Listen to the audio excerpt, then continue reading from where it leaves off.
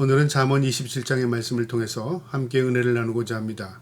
오늘도 이 말씀을 통해서 하나님이 주시는 지혜를 얻는 저와 여러분 되기를 주님의 이름으로 축복합니다.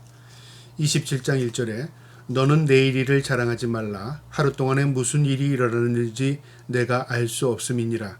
내일이라는 것은 미래를 의미합니다. 우리가 앞으로 어떤 일이 어떻게 이루어질지는 하나님만이 아십니다. 근데 사람마다 간혹가다 나는 내일 어떻게 될 거야, 앞으로 미래가 어떻게 될 거야, 마치 미래가 된 것처럼 이야기하는 사람들이 있을 수 있습니다. 그런데 이 미래라는 것은요, 우리가 생각한다고 이루어지는 것이 아닙니다. 물론 우리가 미래가 어떻게 될지는 알 수 없으나 오늘 하루를 충실하게 살아가면 우리 앞에 또 미래가 펼쳐질 것입니다. 그러나 중요한 것은요, 미래는 하나님이 우리에게 허락하셔야만 우리의 것이 되는 것입니다. 그러니까 우리는 미래를 바라보되 미래에 내가 어떻게 될 것이다, 이렇다 저렇다 단정적으로 말할 수 없는 것이다, 그 말이죠. 특별히 미래에 대해서 나는 지금 이러니까 이렇게 될 거라고 말하는 것은요, 큰 착오라 그 말입니다. 그때 가봐야 한다 그 말입니다. 그래서 여기서 말하는 자랑하지 말라, 그걸 확정적으로 된 것처럼 말하지 말라 그 말이죠. 교만함이죠. 그러니까 우리가 미래의 주인 하나님 앞에 우리가 묻고 또 하나님께서 허락하심을 우리가 바라보면서 또 살아간다면 그 미래가 어떻게 되든 하나님께서 우리에게 허락하는 그 삶 가운데 우리가 은혜와 만족을 누릴 것입니다. 그러나 우리가 마치 무엇이 된 것처럼, 내 노력으로 무엇을 이룬 것처럼, 그리고 될 것처럼 생각하는 것, 그 교만이고요. 그것이 결코 그렇게 되지도 않을 뿐도 아니라 그렇게 함을 통해서 하나님의 섭리를 거슬릴 수 있다 그 말이죠. 그래서 내일 일에 대한 내용, 모든 게 하나님의 손에 있다, 그걸 인정하고 살아라 그 말입니다. 26절에요. 타인이 너를 칭찬하게 하고 내 입으로는 하지 말며 외인이 너를 칭찬하게 하고 내 입으로는 하지 말라. 우리가 어떤 사람이 우리를 칭찬할 때 우리는 기분이 좋아집니다. 그런다 내가 칭찬받기 위해서 어떤 사람에게 내가 자랑하는 것, 내가 내세우고 싶은 것을 알려서 그 사람으로부터 억지로 칭찬을 받는다는 것, 그건 역겨운 것입니다. 만약에 그렇게 해서 칭찬을 받는다고 할지라도요, 그건 진정한 칭찬이 아닙니다. 칭찬은 우리가 하는 게 아니라 다른 사람이 그것을 느끼고 그걸 통해서 평가해 주는 것입니다. 그때 그것 앞에서 난 그런 사람이야가 아니라 그 칭찬을 받고 더 겸손해지고요, 칭찬을 받고 더 그것에 대해서 잘하려고 노력하는 것입니다. 그래서 칭찬이 사람을 만들어가는 것입니다. 그런데 어떤 사람은 마치 칭찬을 받기 위해서 일하는 사람이 있습니다. 그것은 뭐냐면 자기 수렁에 자기 스스로 빠지는 겁니다. 칭찬은 내가 하는 게 아니라 다른 사람이 나를 칭찬해 줄 때 그것에 대해서 내가 더 조심스럽고 또 다른 사람의 칭찬에 내가 또 벗어나지 아니하도록 조심스럽게 살아가는 것입니다. 그것이 진정한 칭찬인 것이죠. 3절에요. 돌은 무겁고 모래도 가볍지 아니하거니와 미련한 자의 분노는 이 둘보다 더 무거우니라. 사람의 분노, 사람이 가지고 있는 또 화, 이것은 모래처럼 무겁다, 침울하다, 가라앉는다 그 말인데요. 미련한 자의 분노는 이 둘보다 더 무겁답니다. 모래보다 돌보다 더 무겁다. 그러니까 뭐냐면요, 우리가 다른 사람에게 분노를 내면 모두를 깔아앉게 만든다 그 말이에요. 침몰시킨다 그 말이죠. 그러니까 분노라는 것은 누구에게도 도움이 되지 않는다 그 말이죠. 그러니까 우리가 마음을 절제하고 사는 것이고요, 또 우리의 마음을 다 표현하고 사는 것, 그거 올바른 거 아닙니다. 우리가 표현하지 말라는 내용이 아니라 내가 가지고 있는 감정, 기분까지도 다 남에게 그것을 다 이야기해서요, 우리의 모든 마음을 다 깔아앉게 한다면은 그건 좋은 결과를 얻지 못하는 것이죠. 그러니까 마음을 통제하고 절제하는 것, 그 지혜인 것입니다. 4절에요. 부는 잔인하고 노는 창수 같거니와 투기 앞에서야 누가 서리요. 여기도 비유하는 건데요. 분을 내고 화를 내는 것, 모두를 침몰시키고 모두를 기분 나쁘게 합니다. 그것보다 더 안 좋은 게 있는데요. 투기랍니다. 부부간에 싸우는 것, 부부간에 서로 시기하는 것, 부부간에 서로 미워하는 것, 그건 뭐죠? 자기가 자기를 헐뜯는 겁니다. 남과의 싸움보다 더 무서운 거죠. 우리가 남과의 싸움은 안 보면 된다 그런 말 있잖아요. 그런데 부부와의 싸움은 안 보면 된다는 게 아니라 부부와의 싸움은요, 자신을 갈라놓는 겁니다. 하나님께서 남자와 여자를 이루어서 한 가정을 이루고 한 몸을 이루게 했는데 부부가 서로 투기하게 되면, 싸우게 되면 결국은 하나가 망하게 되는 거죠. 분리되는 겁니다. 사탄이 기뻐하는 거라 그 말이죠. 그래서 더 잔인하답니다. 5절에요. 면책은 숨은 사랑보다 나으니라. 면책, 남을 책망하고 남을 이렇게 올바른 얘기해 주는 거잖아요. 숨은 사랑보다 낫다. 사랑이라는 건 좋은 겁니다. 근데 숨은 사랑이라는 건 뭐냐, 무조건 사랑하는 것. 그러니까 그래 잘했어 뭐 괜찮아 그래 용서할게. 우리는 사랑이 많다고 말할지 모르지만요, 그건 사랑이 아닙니다. 무조건적인 사랑은 사랑이 아닙니다. 그래서 오히려 책망하는 것보다 못하다는 겁니다. 그래서 면책은 숨은 사랑보다, 무조건 사랑하는 것보다 더 낫다. 그러니까 오히려 책망하고 권고해주고 깨닫게 해주고, 이게 진정한 사랑이라 그 말입니다. 6절에요. 친구의 아픈 책망은 충직으로 말미암는 것이나 원수의 잦은 입맞춤은 거짓으로는 아는 것이니라. 친구의 책망은 충직이랍니다. 나를 좋아하는 것이고 나를 위한 것입니다. 근데 원수의 입맞춤, 우리 입맞춤이라는 건 사랑하는 걸 표현하는 것이고, 그다음에 존경하는 걸 표현하는 거잖아요. 근데 원수가 이렇게 하는 것은요, 이 위선적이고 거짓된 것이라 그 말이죠. 오히려 그것은 사랑이 아니라요, 오히려 우리를 망하게 하는 것이라 그 말이죠. 그러니까 분별할 수 있어야 된다 그 말이죠. 저게 사랑하는 건지, 저게 나를 미워하는 건지, 저게 나를 위한 것인지, 저게 나를 망하게 하는 것인지 분별하지 못하면요, 오히려 좋은 친구를 멀리 배척하게 되고, 오히려 주위에 나쁜 친구들이 들끓게 만드는 것입니다. 그래서 분별력이 필요한 것입니다. 7절에요. 배부른 자는 꿀이라도 싫어하고 줄인 자는 쓴 것이라도 다르니라. 이게 무슨 말이냐면요, 꿀은 좋은 것입니다. 그냥 단정적으로 보면요. 그 다음에 쓴 것은 우리 모두 싫어하니까 별로 안 좋아하는 겁니다. 상황에 따라서 꿀이 안 좋을 수 있고요, 그 다음에 쓴 것이 좋을 수 있습니다. 배고픈 자에게는 달고 쓰고가 아닙니다. 배고픈 자에게 모든 것을 먹고 싶으니까 좋은 것입니다. 반대로 배부른 자는요, 아무리 맛있는 것 갖다 줘도 별로 의욕이 생기지 않습니다. 또 굶주린 자는 쓴 것을 갖다 줘도요, 그 달게 먹을 수 있습니다. 이처럼 상황을 알아야 된다 그 말이죠. 우리는 한 가지만 보고 이건 이렇다 단정적으로 얘기해서는 되지 않습니다. 어떤 사람엔 그게 유익한 것이 있고요, 어떤 사람엔 그게요 유익하지 못하고 해가 되는 게 있다 그 말이죠. 그것을 분별할 수 있는 것도 지혜라 그 말입니다. 그 다음에 9절에 기름과 향이 사람의 마음을 즐겁게 하나니 친구의 충성된 권고가 이와 같이 아름다우니라. 친구의 충고, 친구의 권면, 친구가 말해주는 이 조언, 이런 것은요, 기름과 향이 아름다움과 같답니다. 고대인들에게 있어서 손님이 오면 존경하는 마음으로 향을 피워주고요, 대접하는 마음이죠. 머리에 기름을 발라줬습니다. 그게 참 손님을 대접하는 거잖아요. 좋은 친구는요, 자기에게 충고를 할 줄 아는 친구입니다. 너는 다 좋으나 이거는 고쳤으면 좋겠어. 너는 내가 보기에 이게 좀 부족한 것 같다. 듣기는 좀 거북스러울지만 모르지만 그것이 진정으로 좋은 친구인 것입니다. 그래서 우리 귀를 열어야 하고요, 친구의 조언을 잘 들을 수 있는 마음도 우리가 준비해야 하는 것입니다. 그래야 내가 성장할 수 있는 것입니다. 그 다음에 10절에요. 내 친구와 내 아비의 친구를 버리지 말며 내 환난 날에 형제의 집에 들어가지 말지어다. 가까운 이웃이 먼 형제보다 낫다. 무슨 말이냐면요, 우리에게서 형제는 가까이 있는 것이 좋은 것입니다. 근데 형제가 거리가 멀다, 그러면 가까이 지내는 이웃보다 못할 때가 있다 그 말이죠. 특별히 환난 시기엔 그렇죠. 환난을 당하면 가족이 가까이서 도울 수 없습니다. 그때는 언제가 어떤 사람이 도와주냐면요, 이웃, 나와 잘 지내는 이웃이 도움이 될 때가 있다 그 말이죠. 그래서 사람과의 관계 가운데 있어서 내 친구와 내 아비의 친구를 버리지 말라. 무슨 말이냐면 관계를 잘 지내라 그 말이죠.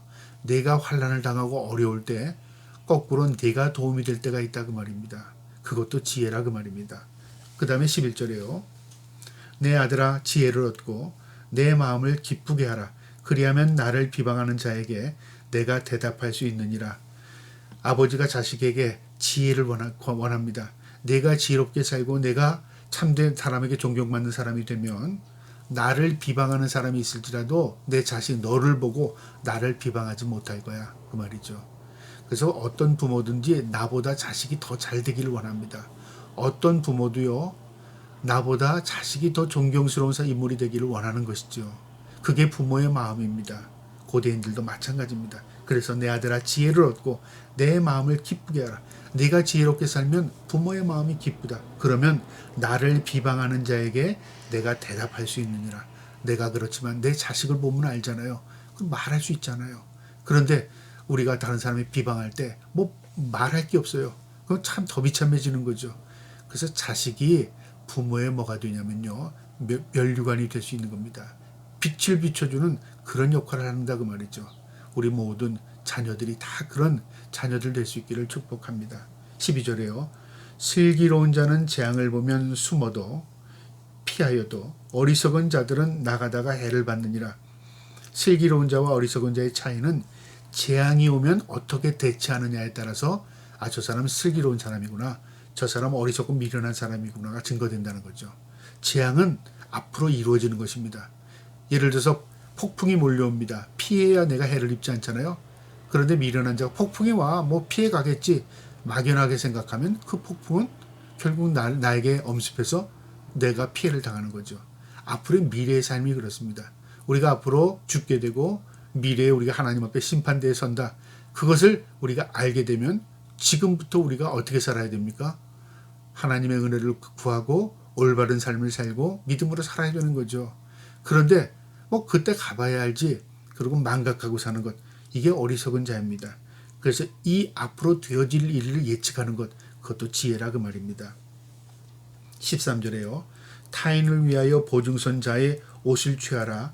외인들을 위하여 보증선 자는 그의 몸을 볼모 잡을지니라. 보증에 대한 문제인데 증거입니다. 내가 어떤 사람을 대리한 증거, 보증서게 책임짓게 그렇게 함부로 하지 말라 그 말이죠. 그 상황이 네 생각대로 될 수도 있지만 안 될 때는 어떻게 하겠느냐 그 말이죠.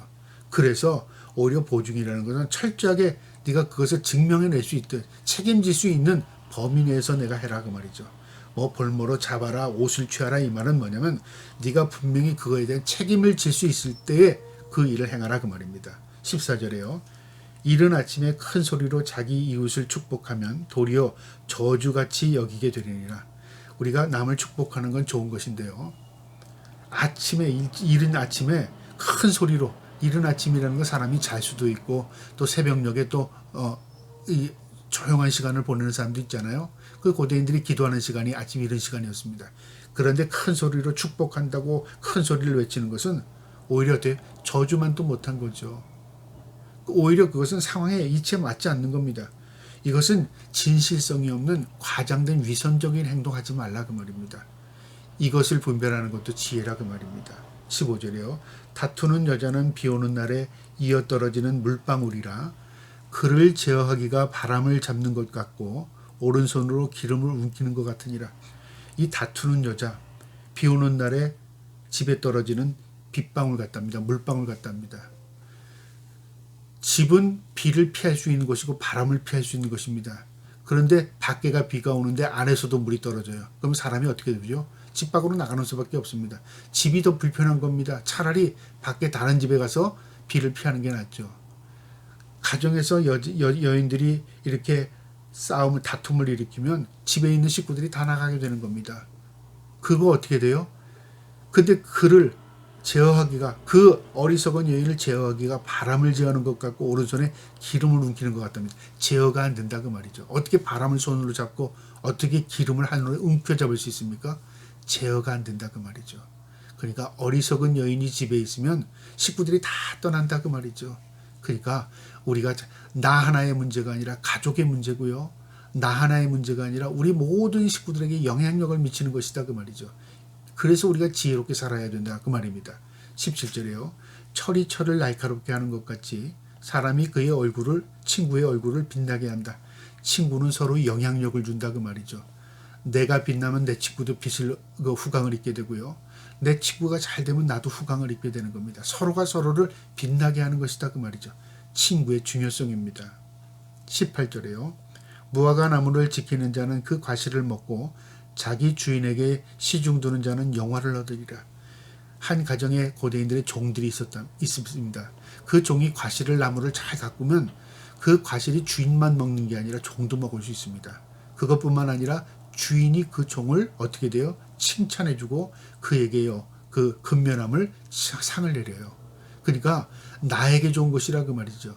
내 거 아닌 것 같지만 내가 근면하고 성실하게 일하면 나도 그것을 취했을 뿐만 아니라 그 주인도 나를 인정하게 된다 그 말이죠. 그게 지혜라 그 말이죠. 19절에 물에 비치면 얼굴이 서로 같은 것 같이 사람의 마음도 서로 비추느니라. 고대인들에게서는 거울이라는 게 청동 거울 외에는 없었습니다. 그러니까 물에 비춰서 잔잔한 물에 비치면 자기 얼굴이 보이면 자신을 보는 거예요. 아, 내가 저렇게 생겼구나 보는 거잖아요. 마치 거울을 의미하면 됩니다. 거울을 통해서 자신의 모습을 비춰보듯이 친구를 통해서 자기를 본다 그 말이죠. 이게 신적인 얘기인데요. 내가 나를 알려면 내 친구의 모습에서 나를 발견하는 겁니다. 아, 저 친구의 모습에 내 모습이 있구나. 저 친구의 저 단점이 내 단점이구나. 아, 친구가 저렇게 실수하는 게 내가 저런 실수를 하는구나. 그걸 깨닫는 게 지혜라 그 말입니다. 그러니까 상대를 비판하기 전고 상대를 정죄하기고 상대를 평가하기 전에 그 모습 가운데 내 모습은 없나 비춰보는 것, 그게 지혜라 그 말입니다. 20절에요.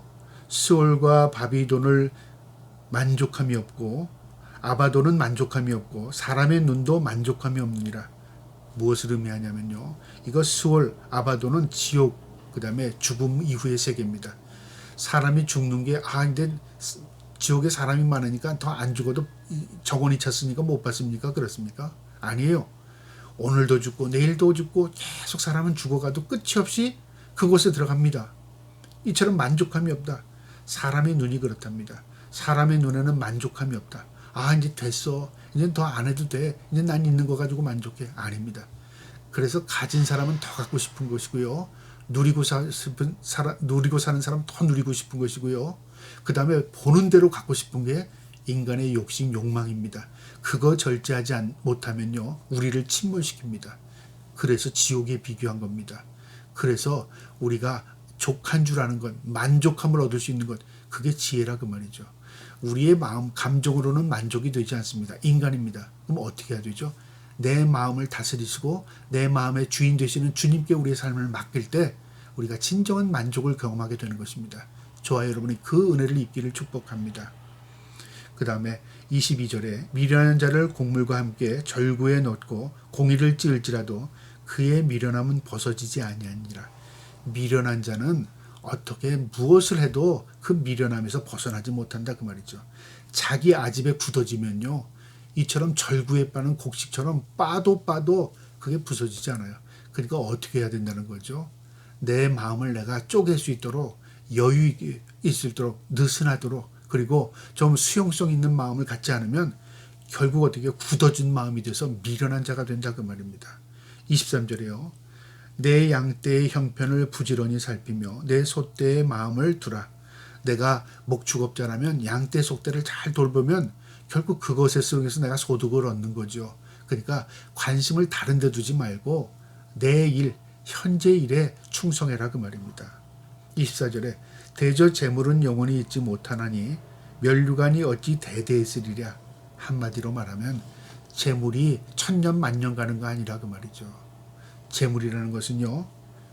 일시적인 것이고 한시적인 것이고 이 땅의 것입니다.